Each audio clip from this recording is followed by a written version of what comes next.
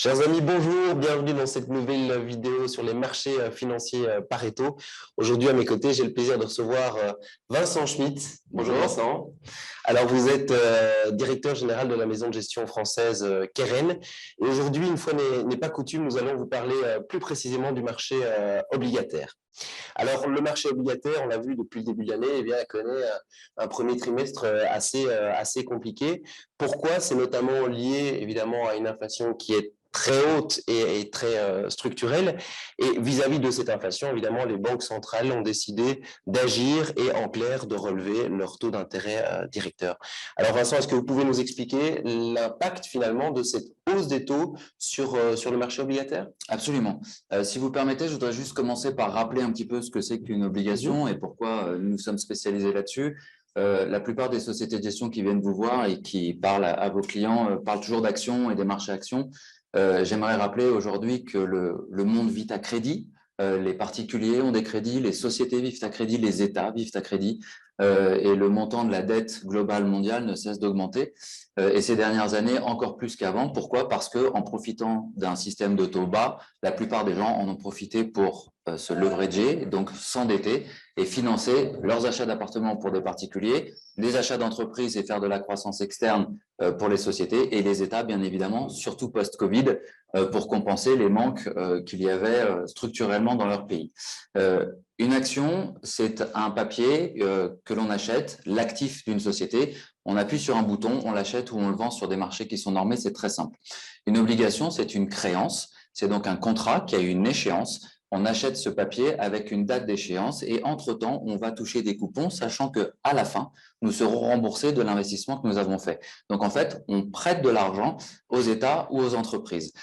C'est très très important puisque vous avez besoin de connaître la contrepartie à qui vous allez acheter ou vendre cette dette, cette créance, ce qui n'est pas du tout le cas sur les marchés actions. Donc oui, effectivement, sur ce marché, il y a deux gros impacts aujourd'hui que sont l'inflation, vous l'avez dit François, et l'augmentation des taux d'intérêt. Alors je voudrais faire une première parenthèse très importante. On parle depuis de longs mois maintenant, voire quelques années, de la fin du monde obligataire et d'un krach qui se profile puisque les taux remontent. Je voudrais juste rappeler qu'il y a encore 15 ans, les taux d'intérêt étaient à plus de 10%. Aujourd'hui, ils sont encore à moins de 2. Donc, on est très, très loin de ce rythme-là. Et qu'il y a encore un an et demi, les taux réels étaient négatifs. Donc, une remontée des taux est certaine. Mais aujourd'hui, elle est très, très maîtrisée et mesurée puisqu'on est aux alentours de 2% pour les taux et que dans mon pays, la France, un particulier emprunte encore aujourd'hui à moins de 1%. Donc, il y a beaucoup, beaucoup de choses à faire sur ce monde-là, même si l'inflation et la remontée des taux existent. Merci Vincent. Alors, par rapport à ce contexte-là, eh bien, c'est une question souvent qui nous revient de la part de nos clients parce que dans leur portefeuille, dans vos portefeuilles, il y a des actions, mais aussi des obligations. Alors, malgré tout, est-ce qu'elles sont toujours une place dans les portefeuilles? Pour un portefeuille équilibré, vous pourrez peut-être nous dire à peu près le pourcentage à leur consacrer à côté des actions. Et par rapport à ça aussi, on peut se demander si les obligations restent toujours un peu l'alternative par rapport aux actions, sachant que aujourd'hui, ce sont des rendements qui ont un peu baissé et un risque qui est un peu plus élevé. Alors, bravo. Si vous me permettez, on va juste pas être d'accord sur la dernière partie. Les rendements sont plutôt en train d'augmenter. Ce qui est vrai, c'est que la performance faciale d'une obligation baisse. Une obligation ne fait pas que monter, elle a un cours de vie, un cycle de vie au même titre qu'une action. Et depuis le début de l'année, le marché obligataire, au même titre que le marché action, baisse. Maintenant, je voudrais juste rappeler que quand un marché action est à moins 20 à la fin du premier trimestre, le marché obligataire est à moins 3. Donc, il faut aussi relativiser ce qu'on appelle une baisse obligataire. Donc, oui, ça reste un produit prudent et oui, ça reste avec une place prépondérante dans une allocation d'actifs. Et la deuxième chose très importante, c'est qu'il y a plusieurs types d'obligations. Donc, les rendements aujourd'hui de ce que nous faisons dans notre maison de gestion Keren Finance sont ce qu'on appelle du high yield, du haut rendement. Et donc, le rendement que vous avez aujourd'hui est aux alentours de 6%, c'est-à-dire que les rendements augmentent plutôt et que donc, sur un moyen long terme, il est plutôt très attractif aujourd'hui de rentrer sur le marché obligataire plutôt que d'en avoir peur. Et justement, en parlant de rendement, et dans le contexte actuel, il faut être peut-être encore plus sélectif qu'auparavant. Les obligations, oui, mais lesquelles choisir? Alors, ça, c'est la bonne question. Dire qu'on a une obligation, ça veut tout et rien dire. Est-ce qu'on a une obligation libellée en euros, libellée en dollars? Est-ce qu'on a surtout une obligation d'État, ce qu'on appelle une obligation souveraine, ou est-ce qu'on a une obligation d'entreprise, ce qu'on appelle une obligation corporate? Nous ne faisons que des obligations d'entreprise et dans ces obligations d'entreprise, vous pouvez encore sous-segmenter cette catégorie puisque vous avez 3 grandes catégories, mais notamment ce qu'on appelle le high yield, ce qu'on fait, le haut rendement, et l'investment grade, qui sont des entreprises mieux notées, donc supposées moins risquées, qui elles aussi sont très attractives. Maintenant, il est vrai que les rendements de l'investment grade, donc des plus grosses structures, est moins attractif sur le moyen long terme, alors que ce que nous faisons sur le high yield l'est beaucoup plus. Alors vous allez me dire normalement, oui, mais les entreprises sont donc plus risquées. C'est vrai, sauf qu'on est dans une phase de croissance et d'inflation, que post-Covid, les entreprises se sont énormément restructurées.